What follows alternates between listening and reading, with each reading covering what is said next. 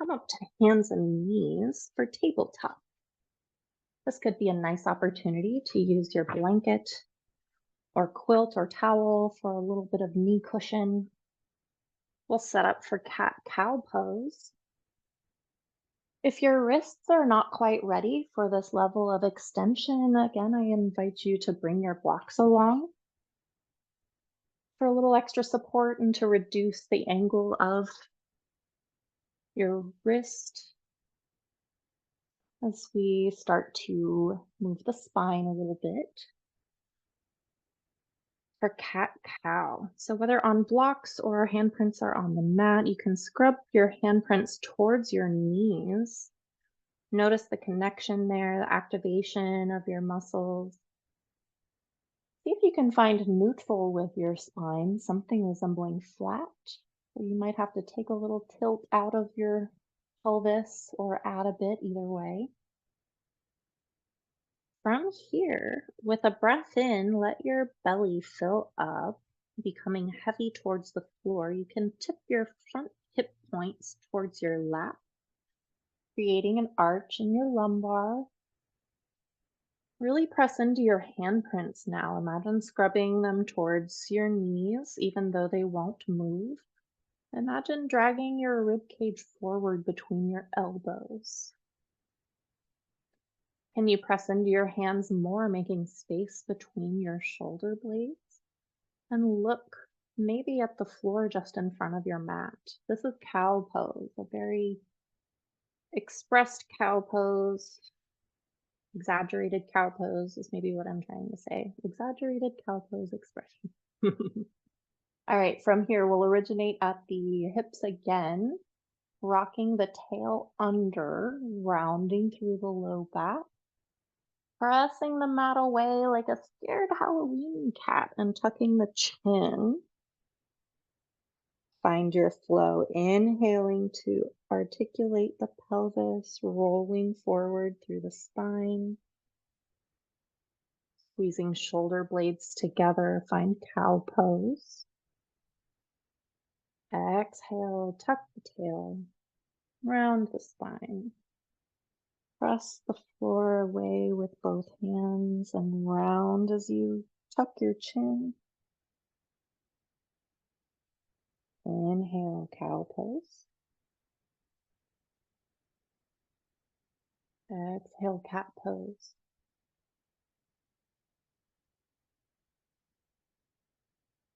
Inhale, cow. Exhale, cat.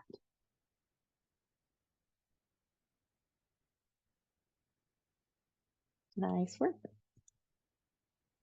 All right, from here I'll offer one sun salutation.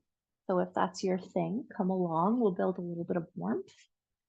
And again, if your wrists are a little cranky today, stay tuned for just a moment longer because then we will move to ocean salutations, which come off of the wrists entirely. So join me for as much or as little as you'd like. I'll join you standing.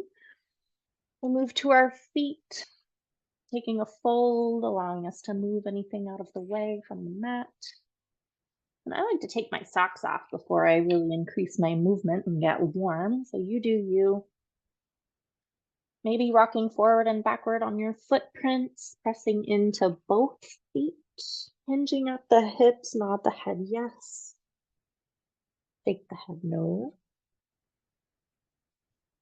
And roll up to standing with a long breath in. I'll meet you in mountain pose. Facing forward, thumbs turn outward. Elbows squeeze towards the waistline. Deep breath in, tall spot. Here we go, sun salutation. Join me if you'd like for an inhale to reach up. Palms could connect as we hinge at the hips, fold forward. Inhale to half lift. Hands might find the shins, aiming for a flat back. Exhale, fold, bend the knees as much as needed. Bend one knee deeply as you lengthen through the other leg, warming up TIT band. And now bend the lengthened leg and extend the other, maybe shifting the hips over the longer standing leg. Nice. With any amount of bend in the knees, you can reach forward, maybe moving through downward facing dog as the hands find the floor and the hips lift. Rolling the spine forward, bring your shoulders over your wrists, find plank pose. Stay here or lower your knees as you keep elbows in close and lower to your belly for vinyasa. Inhale, find baby cobra, peeling away from the mat, or maybe extending arms long for upward facing dog, maybe skimming the knees away from the mat, and lowering again to the belly. Tucking the toes, coming up to plank. Sending the hips high for downward facing dog. Bend one knee and lengthen the other heel away towards the mat. Breathe in here. Breathe out to pedal your heels, switching sides. Other heel moves towards the mat as your opposite knee bends. Press into your long standing leg as you lift your bent knee, sending the foot to the sky, three-legged dog. Knee to your nose as you step forward. Pause here, setting your feet up for warrior one. Maybe bringing the back foot in and toggling the toes outward. Once your foundation is set, press into both feet to rise up, maybe lifting the hands overhead with the front knee bent. Imagine tucking the tail, maybe squaring the hips, using the back foot like a rudder, reaching up high with a breath in. Exhale, folding, framing the front foot however you may, planting the hands, stepping back, sending your front foot high, three-legged dog. Lower the foot to the floor, stay and breathe in downward facing dog, or move through vinyasa, shifting forward for plank. Elbows stay close for chaturanga. Inhale for cobra or upward facing dog. You could lower the knees and send the hips back for child's pose. As you're ready, shifting forward, I'll meet you in a plank. Lifting the hips, find downward facing dog. Bear with me as I get my microphone back. Hey, thanks. From here, you might choose to lift the other foot towards the sky, three-legged dog. Knee comes towards your nose as you step forward. Set up your feet, maybe bringing your back foot forward, sending the back toes outward. Press into both feet. Lift to standing. Maybe square the hips and sink low into the front knee. Choose to lift your hands if you'd like with a breath in. And as you're ready, frame your front foot. Plant the hands. And send your front foot skyward for three-legged dog. Lowering the foot to the mat. Stay and breathe in downward facing dog. Or take an optional vinyasa, find plank. Lowering for chaturanga. Cobra or up dog. Lowering. Optional child's pose.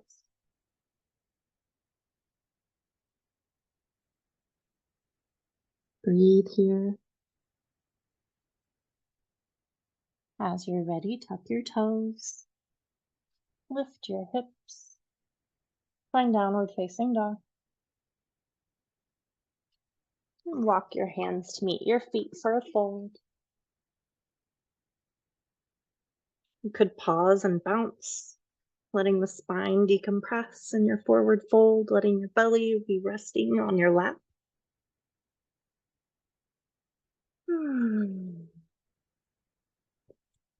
As you're ready, an inhale might draw you up to standing. Nice work.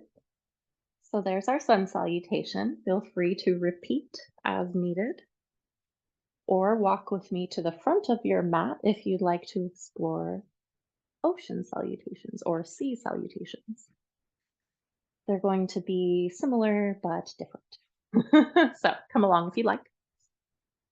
I'll invite you to find your feet here at the top of your mat. You might take a soft bend in your knees. Stand tall, take mountain pose, sending thumbs outward. Like lifting a serving tray, reach out in front as you lower your hips down and back for chair pose. You could stay here or fold, either halfway or reaching all the way towards the floor. If fully folded, inhale to half lift again. Again, exploring that flat back. From here, lower the hips, reach forward to counterbalance. Keep lowering, bringing the hips all the way towards your heels and sending your feet skyward and kicking them up and over. Hands will rest where they may. Maybe you bring your toes to the mat and find plow pose. Or slowly rolling your spine back to the mat, sending feet forward again. And maybe an opportunity to practice rolling up to toe balance. Woo! Have a little fun with it and meet me in standing as you're ready. So that's it. We'll do that a few more times. Find your mountain pose, standing firmly on both feet, thinking tall thoughts, thumbs turn outward, deep breath in. Exhale, sit for chair pose. Inhale here. Exhale to fold. Lengthen the backs of your legs. Inhale, half lift. Aim for a flat back. Maybe your hands connect with your shins. Exhale to fold. Lower the hips, find a chair stance, reaching forward for counterbalance. Lower the hips more, and roll back.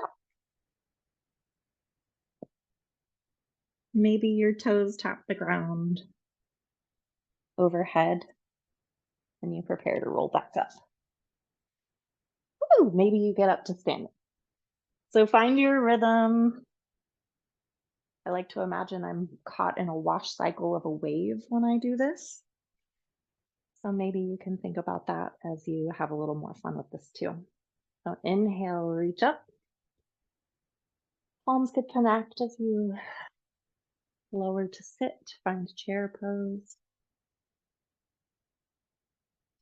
Dive forward, fold. Inhale to half lift. Exhale to fold. Lower the hips, lift the hands, low chair pose. Lower the hips more, deep squat until you roll back. Woo! Roll back up. Maybe find your squat or toe balance. Lift your hips, you could fold. Inhale to roll up. Nice work. All right, from here, I invite you to look down at your feet. Place them as though on imaginary railroad track. From here, you might choose to bring your hands to your hips for a little bit of feedback on the tilt of your pelvis and just where your structure is in space. From here, take a small step back with one foot. With your back foot, you might turn your toes outward, any amount, just a bit. From here, we'll grow long in both legs. So we're extending from the heel all the way up to the glute muscle. The backs of both knees are long and extended. All right. Gluing both whole footprints to the mat. We'll hinge at the hips and just look down at the mat. And this might not feel like much at all, but I promise this is good work. As you stand here for a moment, perhaps your front leg begins to notice the work of resisting gravity. You might notice if your head is racing your shoulders to meet the floor. It might look kind of like this. See if you can imagine pushing your nose like a button and lift your head in line with the rest of your spine. This might look like sliding your chin back as though to close a drawer, lengthening the back of the neck, limiting or mitigating even technique. Continue to drive both heels into the mat as you imagine extending your spine long. Think about sending energy through your tailbone as though to point at the wall behind you. It might feel a bit like you're sticking your booty out in space, but it's okay. There's nothing wrong with that in this context, right? You might begin to notice the length in the backs of both legs. You might begin to notice that one is working more than the other. As you're ready, press into both feet as though to tear the mat in half, still long through both knees and legs, and return to standing. Nice pyramid pose. From here, we'll step forward to mountain again. Maybe pedal out both feet. Notice the difference between sides. Same thing, other side.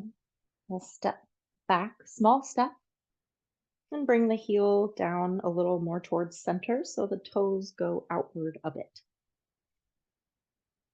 From here, we'll press into both feet so the legs get long, so neither knee is bent. We don't have to hyperextend. We're not aiming to, um, you know, snap the knees backward. We just want them to be long. We want the muscular structure of both legs to be active from foot and floor all the way up to hip. So with hands on hips, we can hinge there, staying long in the spine, and just begin to look at our front foot. So it's like stepping on a gas pedal or maybe a brake in this case, with the front foot especially, but still grounding both heels with the mat. And maybe there's an opportunity to tuck the tail any amount to flatten the low back. So you might notice this brings a little bit of warmth into the core muscles that are helping resist gravity here. And that's exactly what we're doing. We're working the anti-gravity muscles on the back of the legs, the back of the spine and core, but also our core on the front is helping hold our spine in place. And we're using our strong shoulder muscles as well to pay attention to the position of our head. So once again, see if you can notice if your head is racing the rest of your body towards the floor.